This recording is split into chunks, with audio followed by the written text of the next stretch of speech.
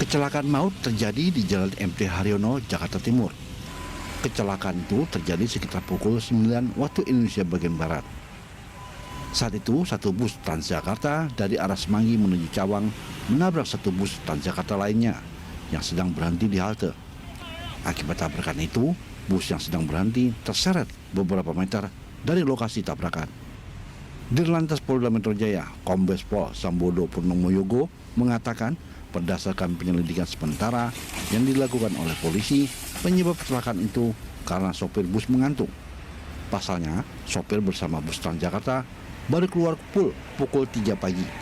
Dugaan itu diperkuat dengan tidak adanya bekas rem di lokasi tabrakan.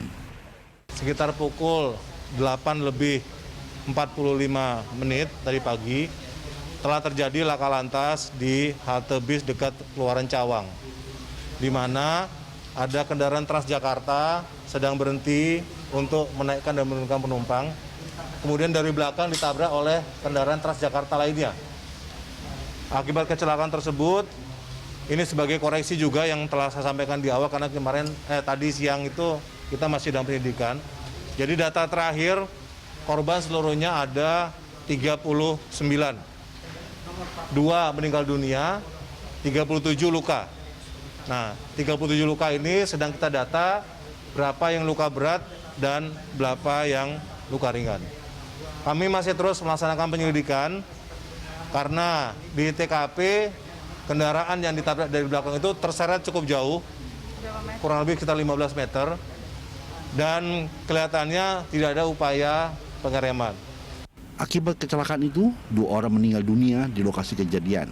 Selain korban tewas, ada 37 penumpang yang mengalami luka-luka. Saat ini, para korban sudah mendapat perawatan di Rumah Sakit Budi Asih dan Rumah Sakit Polri Kramat Jati. Tim Liputan, Berita 1. Maut di transportasi publik, itulah tema dialog kita pagi ini. Bagaimana masyarakat percaya terhadap transportasi publik di Jakarta? Dan bagaimana kondisi transportasi publik saat ini? Untuk membahasnya kita sudah terhubung dengan Harya Setiaka Dilon, Sekretaris Jenderal Masyarakat Transportasi Indonesia MTI. Selamat pagi Pak Harya. Pagi. Ya Pak Harya, ini kejadian yang cukup mengejutkan ya kemarin, kecelakaan transportasi publik, dan juga tidak hanya menyebabkan korban luka, namun 3 orang meninggal dunia akibat kecelakaan ini.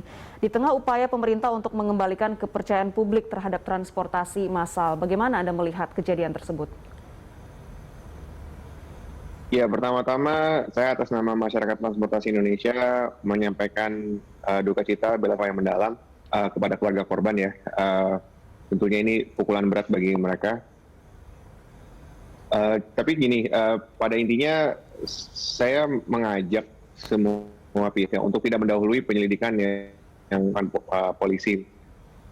Penyebabnya apa? Apakah ini tadi remnya blong? Apakah dari faktor human error dari pengemudi? Saya kira semuanya harus diperiksa secara menyeluruh, ya, mendalam, dan nanti hasilnya disampaikan kepada publik agar itu dapat agar dalam rangka mengembalikan kepercayaan publik. Jadi kepercayaan publik itu ya transparansi atas kejadian-kejadian ini ya, dan tentunya perbaikan langkah lain dengan pendalaman penyelidikan yang menyeluruh dan kemudian transparansi.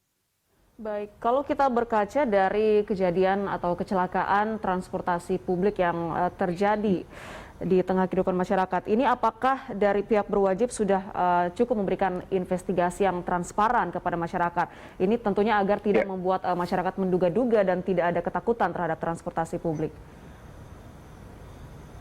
Baik, memang ini kecelakaan yang tragis ya, dan sepengamahaman saya, mungkin ini baru pertama kali kecelakaan yang menyebabkan fatalitas di penumpang. Kebanyakan kecelakaan terkait dengan sebelumnya itu fatalitas pada di lintasan Transjakarta. Nah ini kan sekarang ini problemnya kan adalah SOP-nya dilanggar di titik mana. Dan apa yang bisa Transjakarta lakukan untuk memastikan bahwa nanti SOP operasionalnya ini tidak lagi dilanggar ya. Dan tentunya kalau misalnya di kendaraan gitu ya, kalau di pengemudi ini kan pengemudi operator mitra Transjakarta, saya kira mereka juga perlu ikut bertanggung jawab dalam kondisi ini gitu. Baik, ada dugaan sementara yang mengatakan bahwa kecelakaan ini terjadi akibat sopir yang mengantuk. Ini artinya jika memang dugaan sementara tersebut benar, artinya ada human error ya. Nah, ini apa yang perlu didalami dari penyebab seperti itu?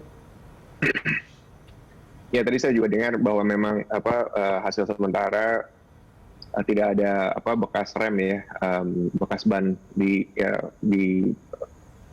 lintasan itu, artinya tidak ada usaha untuk mengerem, mungkin itu pengemudi juga mungkin mengalami sakit mendadak, seterusnya.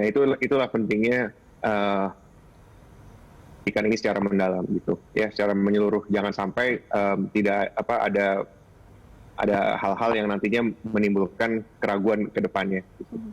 Kalau misalnya memang benar human error, ini artinya memang masing-masing pihak ya yang menyediakan supir ini juga perlu ikut memperhatikan kesejahteraan supir, bukan hanya kesejahteraan secara finansial tentunya, apakah tidurnya cukup, kesehatannya ya, dan apakah dilihat jam tidurnya juga.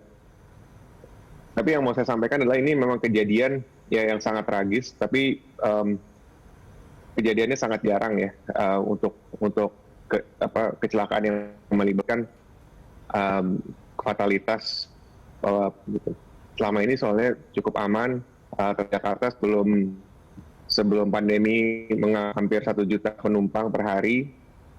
Di bulan Oktober 2021 ini sudah mulai pulih ke level 400 ribuan per hari ya. Jadi saya kira banyak penumpang yang tapi ini pentingnya sekali lagi SOP ditegakkan, ini tanggung jawab bersama Transjakarta juga operator lainnya gitu. Jadi ini juga harus jadi catatan bagi operator mitra yang menjadi operator dan yang merekrut supir, yang membina supir, dan juga yang merawat, memelihara kendaraan ini.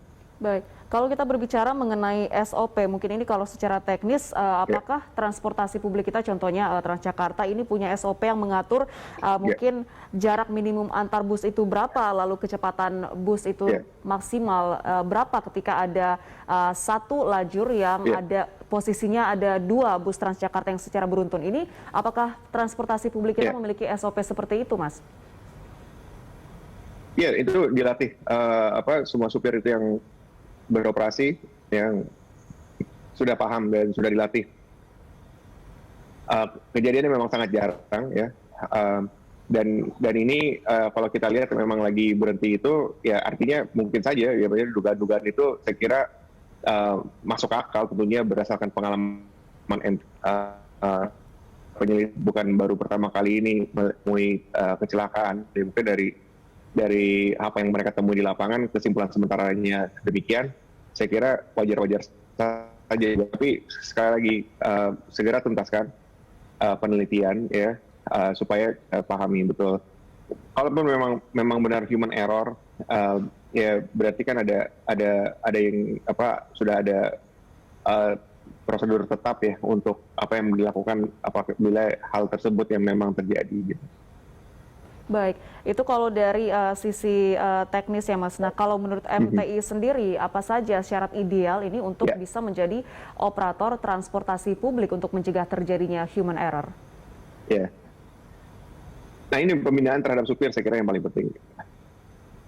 Ya, karena kalau kita lihat ya, dan kita pahami bersama, Transjakarta ini kan bertransformasi dari dulu sistem setoran sekarang menjadi sistem yang lebih, dan dengan demikian harusnya ada tuntutan profesional lebih tinggi dari operator pertama, dan kedua tentunya dari supir yang dibina oleh operator. Nah, jadi ketika mereka mulai masuk kerja harus dipastikan bahwa mereka meng-fit hari itu ya, cukup fit untuk bekerja pada pagi hari itu.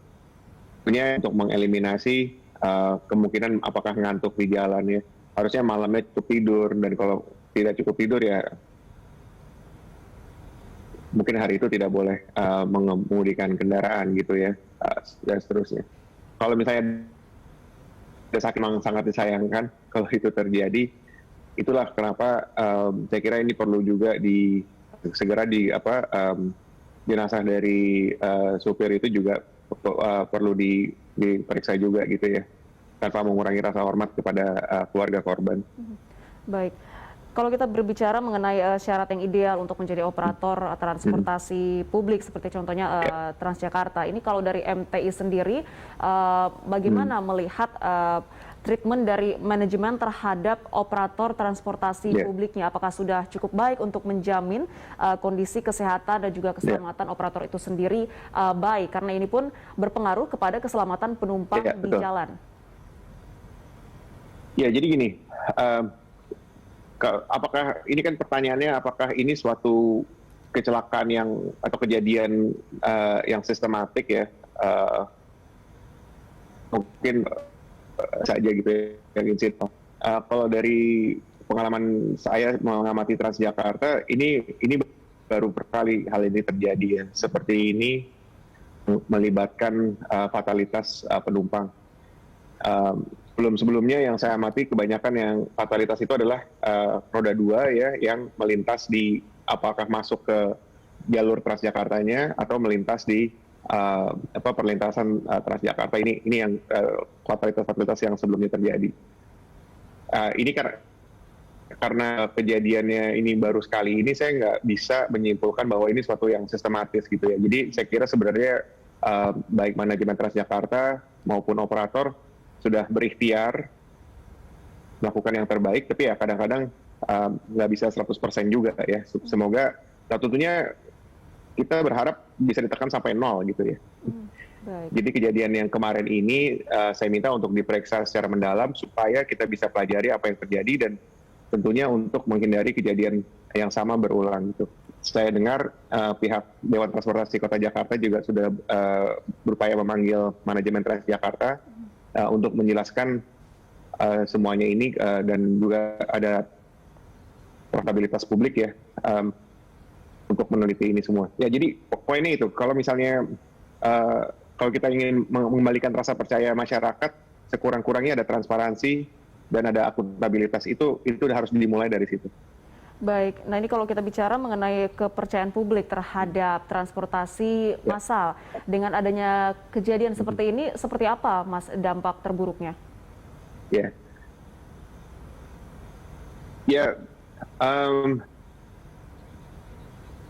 Saya sih berharap kepercayaan publik kembali pulih ya.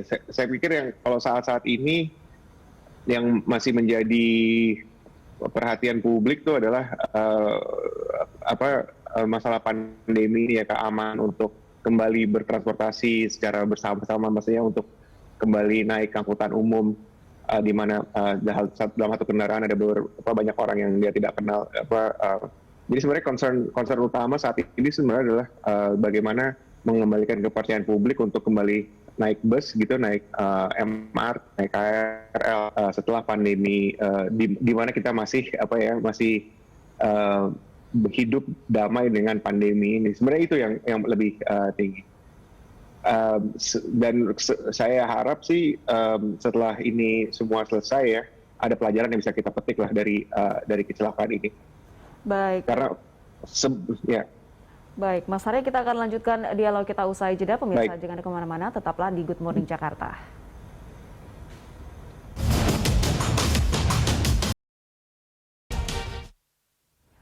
Terima kasih Anda masih bersama kami. Kita lanjutkan dialog kita pagi ini masih bersama dengan Sekretaris Jenderal Masyarakat Transportasi Indonesia atau MTI, Harya Setiaka Dilon.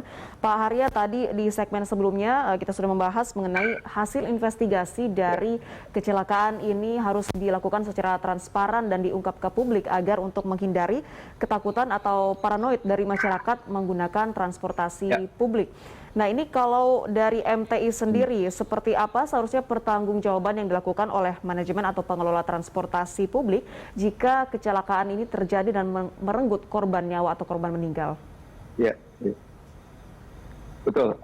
Jadi begini, memang saya dalam kesempatan ini harus menyampaikan apresiasi kepada pihak manajemen Transjakarta ya, yang dari kepolisian ya, yang sudah sangat sigap menangani kecelakaan ini. Mereka membawa korban langsung ke rumah sakit dan langsung mengamankan dan mengobati korban-korban lainnya. Kita kadang-kadang lupa ini Transjakarta sudah belasan tahun bersama kita, tapi kalau sebelumnya ini, kalau misalnya ada kecelakaan yang terjadi ya di angkutan umum, bus kota, dengan sistem yang konvensional dulu masih sistem setoran, saya kira pertanggungjawaban seperti ini jarang sekali gitu kita dapatkan dari misalnya pengelola operator-operator lama, saya nggak usah sebutkan namanya. Tapi inilah sebenarnya kenapa saya kira pentingnya kita mereformasi angkutan umum, dan kejadian kemarin itu mengingatkan kita bahwa meskipun kecelakaan terjadi ya dengan transportasi umum, dalam ini bus Transjakarta yang terkelola lebih baik, maka respons terhadap korban bisa diberikan lebih cepat. Baik, nah Mas Harya, kalau kita bicara secara general terkait dengan transportasi publik yang ada di Jakarta, tidak hanya Transjakarta saja, ini seperti apa kondisinya dan apa yang harus diperbaiki untuk mencegah terjadinya kejadian yang merenggut atau membahayakan keselamatan dari para penumpang dan juga operator itu sendiri? Ya, terus melakukan pembenahan, terus melakukan perbaikan. Saya juga nggak menutup mata, kemarin-kemarin juga ada insiden-insiden yang misalnya bus kebakaran, dan juga kecelakaan yang melibatkan pengguna jalan lain gitu ya, seperti itu. Tapi memang kalau tidak ada transparansi, maka masyarakat akan menduga-duga, akan selalu curiga gitu. Kalau tanpa transparansi tidak akan ada akuntabilitas. Maka inilah yang saya kira langkah awal ya, jangan sampai di skip gitu langkahnya, jangan sampai ada kesan hal ini tutup-tutupi ya. Saya kira ada prosesnya, baik proses yang bersifat penegakan hukum maupun juga yang penyelidikan di Komite Keselamatan Nasional Transportasi tidak berlebihan kalau mereka juga ikut menyelidiki apa yang terjadi hari ini. Memang sangat tragis, tapi kita sudah punya mekanisme untuk mengatasi hal-hal ini, dan juga pertanggungjawaban publik adalah bagian dari mekanisme tersebut. Baik, ini kalau saya melihat dalam tanda kutip suara dari masyarakat begitu yang sedang ramai dibincangkan di sosial media, kemarin disebut sebagai hari yang naas begitu untuk transportasi publik di Jakarta, karena tidak hanya kecelakaan Transjakarta saja, ada juga kecelakaan LRT yang saat itu kemarin sedang diuji cobakan.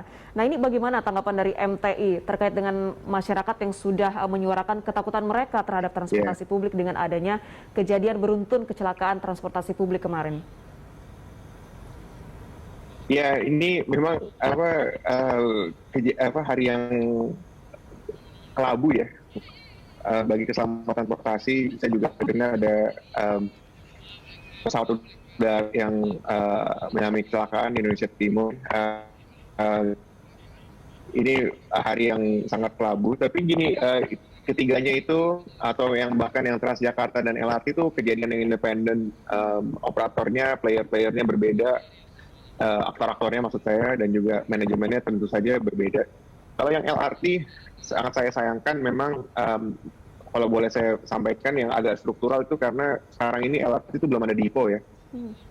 Kemarin itu kalau nggak salah kejadian itu karena melakukan langsiran-langsiran ya, pemindahan gerbong seterusnya, itu yang memang lebih baik kalau dilakukan tuh di depo atau di emplasemen itu. Sekarang kan ini kan belum ada, padahal itu adalah aset strategis dalam suatu operasional angkutan rel gitu ya. Ada depo dan juga ada tempat untuk emplasemen itu untuk melakukan langsiran. Kalau itu yang terjadi, saya kira sangat disayangkan ya, sampai terjadi kecelakaan ini. Yang saya kalau lihat dari profilnya, dan tadi juga saya dengar manajemen LRT Jabodebek juga sudah melakukan konferensi pers. Memang sepertinya ada kecepatan yang terlalu tinggi ketika pergerakan kereta itu terjadi. Kita kalau lihat dari tumbukan itu ya, di mana satu kereta naik ke kereta yang lainnya, terus sepertinya memang kecepatannya terlalu tinggi mungkin untuk melakukan langsiran tersebut. Baik, nah Mas Harya, terakhir apa yang ingin Anda sampaikan, baik itu kepada pengelola transportasi publik maupun himbauan juga kepada masyarakat Ya. menyusul kejadian kecelakaan transportasi publik ini. Silakan, Mas. Ya, ini safety first ya. Sekali lagi saya kira kita semua sudah paham, kita semua juga mendapat pendidikan dan pelatihan yang sama di bidang transportasi. Memang ketertiban itu yang paling utama, yang paling pertama harus dijamin dalam penyelenggaraan transportasi angkutan umum. Dan ini dimulai pertama dari, saya sebut ya, engineering, education, baru enforcement. Jadi artinya secara engineering itu udah harus ada, ya, harus secara prasarana teknologi juga harus mumpuni. Dalam hal ini misalnya kalau dalam LRT itu ya segera sediakan depo yang klasemen, ya, aset-aset strategis yang diperlukan untuk operasional kereta karena tidak lama lagi harus segera beroperasi. Lalu education tentunya ini training juga ya terhadap pelaku transportasinya, pekerja transportasinya dalam konteks ini, ya supirnya, dan juga mungkin nanti kalau sudah ada penggunanya. Lalu enforcement yang ditegakkan gimana kalau misalnya ada konsekuensi hukumnya, misalnya ada masalah legalitas dalam ada kelalaian gitu ya, harus ditegakkan secara transparan dan akuntabel. Soalnya kalau tidak, kalau misalnya pihak-pihak itu merasa hukum tidak ditegaknya, mereka tidak ada insentif untuk atau tidak ada disinsentif ya untuk melakukan praktek-praktek yang berkeselamatan. Baik. Kita harapkan ini menjadi kejadian terakhir kecelakaan transportasi publik seperti ini, dan kiranya ke depannya pengelolaan transportasi publik di Jakarta dan juga di Indonesia ini akan semakin baik. Terima kasih banyak Mas Harya sudah berbagi informasi bersama kami. Salam sehat selalu. Ya, pemirsa jangan kemana-mana. Good Morning Jakarta masih akan kembali usai jeda. Tetaplah bersama kami.